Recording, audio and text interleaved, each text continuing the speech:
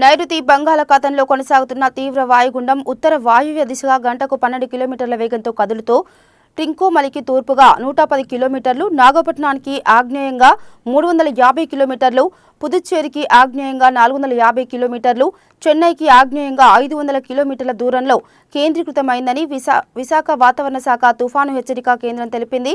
ఇది బుధవారం సాయంత్రం తుఫాను ఫెంగల్గా బలపడింది. ఫెంగల్ తుఫాను శ్రీలంక తీరాన్ని దాటి తమిళనాడు తీరం వైపుకు కదిలే అవకాశం ఉంది. ఈ నెల 30న దక్షిణ తమిళనాడు, శ్రీలంక మధ్యలో తీరం దాటే అవకాశాలున్నాయని, ఆ తర్వాత బలహీనపడి తీవ్ర వాయుగుండంగా మారనున్నట్లు వాతావరణ శాఖ వెల్లడించింది. దీని ప్రభావంతో దక్షిణ కోస్తా ప్రాంతంలో పలుచోట్ల గురు, శుక్ర, శనివారాల్లో భారీ నుంచి అతి భారీ వర్షాలు, రాయలసీమలో అక్కడక్కడ భారీ వర్షాలు కురిసే అవకాశం ఉంది. మిగిలిన ప్రాంతాల్లో తేలికపాటి నుండి మోస్తరు వర్షాలు విస్తారంగా పడతాయని వెల్లడించింది. ముఖ్యంగా నెల్లూరు, తిరుపతి జిల్లాలో తుఫాను ప్రభావం ఎక్కువగా ఉంటుందని వాతావరణ శాఖ అధికారులు హెచ్చరించారు. తుఫాను కారణంగా విశాఖపట్నం, మచిలీపట్నం, నిజాంపట్నం, కృష్ణపట్నం పోర్టుల్లో 1వ నెంబర్ ప్రమాద హెచ్చరిక, కాకినాడ, గంగవరం పోర్టుల్లో సిగ్నల్ 4తో 1వ నెంబర్ ప్రమాద హెచ్చరిక జారీ చేశారు.